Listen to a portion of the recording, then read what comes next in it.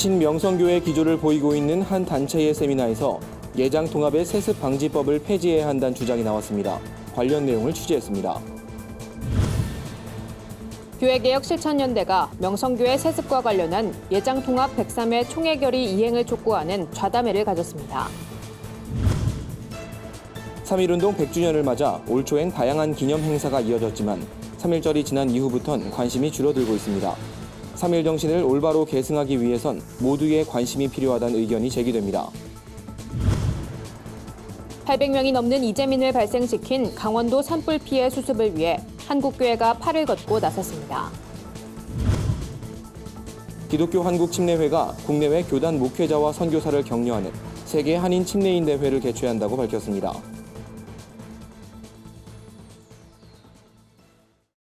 안녕하십니까. 구티비 뉴스입니다. 예장통합 정체성과 교회수호연대가 주최한 공개 세미나에서 세습 방지법을 폐지해야 한다는 주장이 나왔습니다. 명성교회 담임목사 세습 여파가 계속되는 가운데 나온 발언인데요. 예정연은 명성교회 담임목사 청빙권을 정당한 계승으로 봐야 한다고 주장했습니다. 오현근 기자가 취재했습니다. 친명성교회를 자처하고 있는 예장통합 정체성과 교회수호연대가 두 번째 공개 세미나를 개최했습니다. 예정연은 통합총회 소속 목사와 장로들로 구성돼 교단의 정체성 회복과 소속교회 보호를 목적으로 활동하고 있는 단체입니다. 예정연은 이날 세미나에서 총회가 결의한 세습 방지법은 성경적으로 잘못됐다고 주장하며 폐지를 촉구했습니다.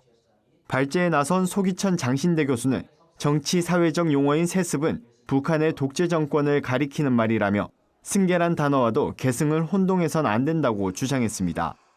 세습 문제가 여러분 신사참배와 겨룰 수 있는 차원이 아니거든요. 세습 방지법을 견주어서 기자회견을 하고 이걸 연결을 짓는 이런 일이 지금 계속돼 오고 있기 때문에 우리 통합교단의 정체성에 심각한 문제라고 생각을 해볼 수 있습니다. 소 교수는 총회 석상의 결의보다 헌법 정신이 우선이라며 세습 방지법을 불법으로 결의해 시행한 통합총회의 결정은 무효라고 주장했습니다. 그러면서 다음 회기인 104회 총회에서 해당 법 폐지를 청원하겠다고 밝히기도 했습니다. 예정연 공동대표인 김현현 목사는 총회의 현안 문제와 해결 방안 제시 차원에서 세습 방지법이 폐지되어야 하는 이유를 설명했습니다. 김 목사는 헌법정치 제28조 6항은 평등의 원칙과 법적 안정성을 갖추지 못했다는 이유를 근거로 들었습니다. 목사를 청빙할 때는 본교회의 장로님들의 결의 그리고 공동의회라고 하는 회의에서 3분의 2의 의사, 의결, 종족수에 의해서 결의가 되면 김하나 목사 청빙권은 적법 절차에 하자가 없어요. 예정연은 끝으로 총회의 모든 법리부서가 객관적인 법 해석과 적용으로 갈등과 분쟁을 종식시켜달라며 비대위 측은 총회 임원회에 반하는 행동과 외부 단체와의 연대로 총회의 위상을 추락시키는 행동을 즉각 중단하라고 입장문을 통해 강력히 촉구했습니다. 이날 세미나는 건강한 총회와 노회 운영, 총회 소속의 고난받는 지교회를 위한 기도회를 가지며 마무리됐습니다. 구티비 뉴스 오현근입니다. 일각에선 여전히 명성교회 세습을 비판하는 목소리가 나오고 있습니다. 명성교회 세습 문제와 관련한 예장통합총회의 결의를 이행하란 건데요. 교회개혁 실천연대가 마련한 좌담회에서 발제자들은 모호한 태도를 보이고 있는 통합총회 임원회와 재판국을 향해 비판의 목소리를 높여야 한다고 입을 모았습니다. 예장통합 103회 총회는 지난해 김하나 목사의 청빙에 문제가 없다고 판결한 재판국 보고를 총회가 받지 않기로 결의하고 재심을 통해 무효소송 재판 결과를 바로잡을 것을 결의했습니다. 하지만 현재 총회 재판국은 재심권에 대해 변론 기일을 정하지 않고 있는 상황입니다. 이에 대해 기독법률가의 정재훈 변호사는 현재 명성교회는 교회법에 따라 치리의 대상으로 보는 것이 타당하다며 오히려 서울 동남노회가 아닌 명성교회에 수습전권위원회를 파송해 해결하는 것이 바람직하다고 밝혔습니다. 교회세습 반대운동연대 방인성 실행위원장은 총회 임원회와 재판국은 단호하게 명성교회 불법 세습을 다뤄야 한다며 세습을 철회하거나 교단에서 퇴출시켜야 한다고 비판했습니다. 이 밖에도 법노회에서 103회 총회 결의 이행을 촉구하는 성명서를 채택하고 정치적 타협을 이루려고 하는 임원회를 노회가 강도 높게 비판해야 한다는 의견도 나왔습니다. 3.1운동 100주년을 맞아 올 초엔 다양한 기념 행사가 이어졌습니다. 하지만 3.1절이 지난 이후부턴 관심이 줄어들고 있는데요. 평통연대 박종화 이사장은 3.1 정신을 올바로 계승하기 위해 지속적인 관심이 필요하다고 강조했습니다. 한혜인 기자가 보도합니다. 3.1운동 100주년을 맞아 한국교회는 수년 전부터 이를 기념하기 위한 행사를 준비해왔습니다. 학술대회, 기념예배, 문화행사 등 기념하는 방법도 다양했습니다. 하지만 한 달이 지난 지금은 3.1 정신을 본받자는 목소리가 잦아들고 있습니다. 한국교회가 100년 전 기독 선열들의 신앙 정신을 계승하기보단 3.1운동 자체의 행사에만 초점을 맞춘 것이 아니냐는 우려의 목소리가 나오는 이유입니다. 이에 3.1운동 100주년의 의미를 알리기 위해 힘써온 평화와 통일을 위한 연대 박종화 이사장은 100년 전 선조들은 종교와 상관없이 민족의 자유와 평화를 위해 하나가 됐다는 데 의미가 있다며 행사 자체보단 이러한 정신을 계승하는 것이 중요하다고 밝혔습니다. 3.1 운동은 100년 전 사건, 3.1 정신은 지금도 유효한 정신, 또 앞으로도 유효한 정신으로 알고 3.1 정신을 기독교적인 신앙의 입장에서 계속 끌고 나가야 한다. 그런데 저도 해보니까요, 행사 끝나고 나면 그 다음에 시들해져요. 그것은 잘못이다. 박종화 이사장은 오늘날 한국교회는 종파나 이념의 차이로 나뉘어져 서로의 의견을 내기에 급급한 측면이 있다며 서로 다름을 인정하되 연합을 위해 힘쓰는 모습이 요구된다고 말했습니다. 우리 기독교인들은 좌나 우로 너무 이념적으로 치우치지 말고 성경 말씀대로 중심이 되어 갑시다. 중심이 뭐냐면 중심은 하나님이에요. 사람의 생각에 치우치지 말고 하나님 중심으로 가져갑시다. 이게 기독교에 제일 필요한 겁니다. 박 이사장은 이어 100년 전 3.1운동은 일부 지도자만의 운동이 아니라 민족의 참여로 확산된 민족운동이었던 만큼 한국교회 성도들의 참여도 중요하다고 덧붙였습니다. 내가 먼저 주변의 어려운 이웃을 살피고 아가페적 사랑을 전파하는 나부터 운동이 성도들에게도 필요하단 겁니다. 역사를 역사 자체로만 기념하는 차원을 넘어 100년 전 선열들의 신앙 유산을 어떻게 오늘날 한국교회에 적용할 수 있을지 보다 근본적인 고민이 필요해 보입니다. 구티비 뉴스 한혜인입니다. 지난 3일 발생한 강원도 지역 산불로 주민들이 큰 피해를 입었습니다. 축구장 면적의 742배에 달하는 산림이 잿더미로 변했고 이로 인해 800명이 넘는 이재민이 발생했는데요. 한국교회는 즉각 봉사단을 파견해 이재민을 돕고 있습니다. 서울광염교회 등이 참여한 한국기독교연합봉사단은 빵과 라면, 칫솔, 치약 등 생필품을 이재민들에게 나누며 도움의 손길을 내밀었습니다. 또 예장합동 강동로에는 대피소에 있는 주민뿐만 아니라 직접 피해 지역을 찾아가 구호 물품을 전달할 계획입니다. 예장통합총회도 피해 현장 조사를 마친 상태입니다. 속초중앙교회는 1차 대피소로 교회 문을 열었고 한국교회 봉사단은 지난 5일 속초 등지에서 현장 상황을 파악하고 지역 기독교 연합단체와 함께 구호에 나서겠다고 밝혔습니다. 구호에 참여한 봉사단원들은 그리스도인의 사랑을 전하고 고난에 빠진 이들을 돕는 일에 최선을 다하겠다며 한국교회 성도들이 기도로 이들을 위로해 주길 바란다고 말했습니다. 기독교 한국침례회가 말콤 페닉 선교 130주년을 맞아 세계 한인 침례인 대회를 개최한다고 밝혔습니다. 기침총회는 국내외 목회자와 선교사를 초청해 다양한 행사를 진행할 계획입니다. 말콤 페닉 선교사는 1889년 26세의 나이로 한국을 찾아 46년간 복음 전파에 헌신한 인물입니다. 국내에 200여 교회를 개척하고 250여 명의 사역자를 양성했습니다. 기침총회는 페닉 선교사의 헌신을 기억하고 국내외 목회자와 선교사들을 격려하기 위해 오는 30일부터 내달 3일까지 세계 한인 침례인 대회를 개최한다고 밝혔습니다. 은혜로 130년, 다가올 침례교 시대란 주제로 진행되는 대회에선 특별히 한국에 침례교가 있기까지 헌신해준 해외 선교사들을 초청해 감사를 전할 예정입니다.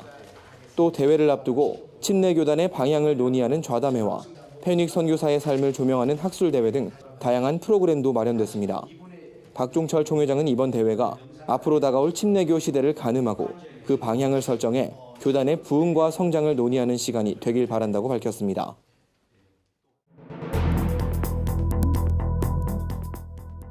세계 곳곳의 주요 소식을 살펴보는 시간입니다.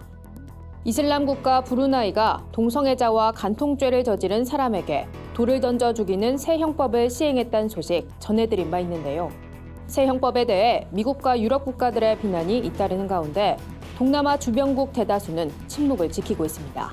자세한 소식 윤인경 기자가 전해드립니다. 자카르타 포스트 등 현지 언론에 따르면 주 아세안 말레이시아 대표부 측은 브루나이의 새로운 형법 시행이 내정에 해당되는 만큼 불간섭 원칙을 지켜야 한다고 주장했습니다. 특히 샤리아 형법은 여러 조건상 오용되기가 어렵고 서방 국가들은 이슬람 전통을 모르기 때문에 명확히 이해하지 못한다는 주장인데요. 동남아시아 국가연합인 아세안 10개국은 정부 간 인권위원회를 통해 해당 사안을 논의 중이지만 공개적인 입장을 밝히지 않을 가능성이 커 보입니다. 일각에선 이 같은 이슬람 원리주의 행보가 주변국들의 종교 갈등을 자극할 것이란 우려가 나오고 있습니다. 독일 주요 도시에서 수천 명의 시민이 주택 임대료에 항의하는 행진 시위를 벌였습니다. AFP 통신 등에 따르면 시위대는 현지 시각 6일 거주할 수 있는 주택을 부수지 말란 재개발 반대 구호를 외치며 베를린을 행진했습니다.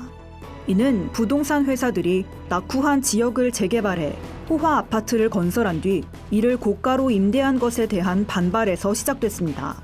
시위 참가자들은 특히 싼 가격으로 수천 채의 건물을 사들인 부동산 회사들의 재산을 몰수할 것을 요구했습니다. 또 베를린 시청이 주택 공영화에 나설 것을 요구하는 서명운동도 벌였습니다. 공부를 하지 않고 온라인 게임 배틀그라운드를 한다며 야단맞은 인도의 한 10대 학생이 스스로 목숨을 끊은 사건이 발생했습니다. 이 때문에 인도에서 배틀그라운드 금지 논쟁이 불붙었는데요. 한국 게임사 블루홀이 출시한 이 슈팅 게임은 특히 인도에서 모바일 다운로드 수가 1억 회를 넘을 정도로 폭발적인 인기를 누리고 있습니다. 그만큼 심각한 중독 사례가 잇따라 사회적 문제로 부각됐는데요. 지난달 마하라슈트라주에선 휴대전화로 배틀그라운드를 하던 20대 남성 2명이 열차에 치여 숨지는 사고가 발생하기도 했습니다. 한 임상심리학자는 배틀그라운드는 어린이와 청소년은 물론 성인에게도 정서 발달에 손상을 준다고 밝혔습니다. 미국 국민들이 사회 관계망 서비스 SNS가 시간 낭비란 부정적 인식을 갖고 있지만 이를 멀리하지 못하는 것으로 조사됐습니다. 월스트리트 저널은 미국 국민 1000명을 대상으로 한 여론조사에서 SNS에 대한 부정적 인식이 압도적으로 많은 것으로 나타났다고 밝혔습니다. 응답자 82%는 SNS가 시간 낭비라고 응답했고 절반 이상은 SNS가 거짓을 유포하는 등 사회를 분열시키고 있다고 답했습니다. 이에 응답자 42%는 SNS 이용을 줄이기 위한 노력을 했다고 답했지만 그럼에도 응답자 10명 중 7명은 매일 SNS를 이용하는 것으로 나타났습니다. 구TV 뉴스 윤인경입니다. 오늘의 이슈 포커스입니다. 우리 군의 스텔스 전투기 도입에 북한 선전 매체가 발끈하고 나섰습니다. 대남 선전 매체 우리민족끼리는 조선반도에서 군사적 긴장을 고조시키는 적대 행위라며 우리의 평화 노력에 대한 노골적인 도전이라고 비판했습니다. 이어 남조선 당국은 외부로부터의 전쟁 장비 도입 노름이 가져올 파국적 후과에 대해 심사숙고해야 할 것이라고 말했습니다. 한편 공군의 전략무기로 운용될 스텔스 전투기 F-35A 2대는 지난달 29일 공군 청주기지에 도착했습니다. 퇴직연금 적립 규모가 지난해 190조 원에 달할 만큼 급성장한 것으로 집계됐습니다. 다만 연간 수익률은 1.01%로 소비자 물가 상승률인 1.5%에도 미치지 못했습니다. 결국 실질 수익률은 마이너스를 기록한 겁니다. 또 연금 형태로 수령하는 사람도 많지 않아 내실 측면에서도 미진하다는 의견이 나오고 있습니다.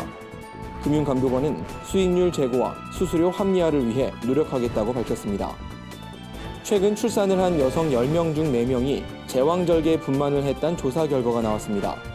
한국보건사회연구원 조사에 따르면 제왕절개 분만은 42.3%, 자연분만은 57.7%로 집계됐습니다. 특히 출산 연령이 높을수록 제왕절개 비율도 높았습니다. 또 대도시에선 비교적 자연분만율이 높았고 농촌 지역에선 제왕절개 분만율이 다소 높은 것으로 나타났습니다. 연구원은 농촌 지역일수록 보건의료 서비스 접근성이 떨어져 제왕절개를 선택할 가능성이 높기 때문이라고 분석했습니다.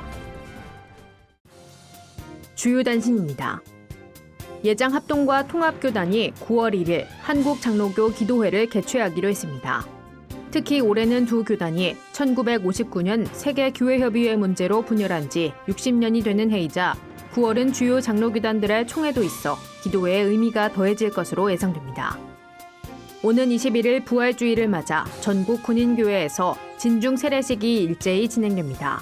진중 세례주일에 맞춰 현재 많은 군인교회들이 세례를 준비하고 있으며 한국기독교 군선교연합회는 민간인 목회자가 사역하는 대대급 교회의 경우 수색카드를 작성한 장병수에 따라 선교비도 지원할 계획입니다.